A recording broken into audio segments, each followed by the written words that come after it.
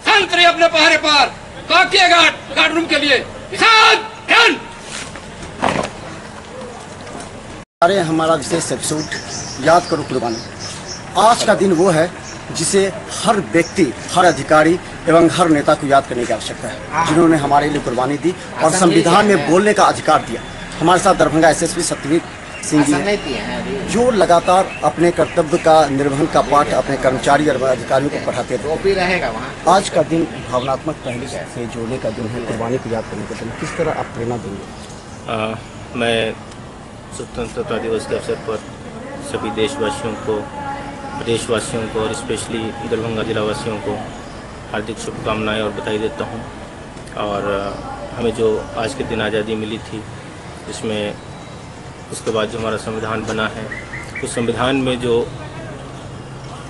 Preamble बनाया गया है, उसको अचीव करने के लिए हमें और भी मेहनत करने की आवश्यकता है। हमें उम्मीद है कि पूरे देशवासी मिलकर हम जो बाबा अम्बेडकर साहब के संविधान में जो प्रियम्बल है, जो उद्देश्य बनाए गए हैं, जो लक्ष्य बनाए गए, हम लोग उसको पाएंगे, पूर्ण करेंगे। मैं इस अवसर पर सभी देशवासियों को और जिलावासियों को बधाई देता हूँ। बच्चों को हमेशा नैतिक पाठ पढ़ाया जाता है, जो कुर्बानियाँ दी हैं देश के लिए, उनको याद कराया जाता है, कस्में खिलाई जाती है। क्या आप आवश्यकता समझते हैं आज के दिन में सभी कर्मचारी, अधिकारी को ये चीज़ याद, नैतिक शिक्षा का पाठ या फिर उन्हें प्रेरणा देने की आवश्यकता है आज के दिन? जी अवश्य।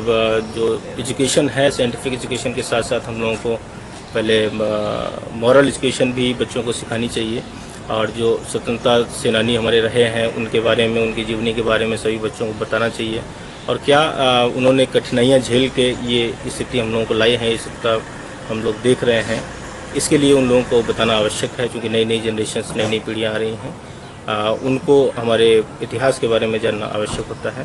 तो हम चाहेंगे कि जो एजुकेशन सिस्टम है, उसमें भी हम लोगों का जो पुरानी इतिहास की परंपराएं रही हैं, इतिहास हमारा रहा है, उसको अवश्य बताया जाए। धन्यवाद। हमारे साथ दरभंगा एसएसपी।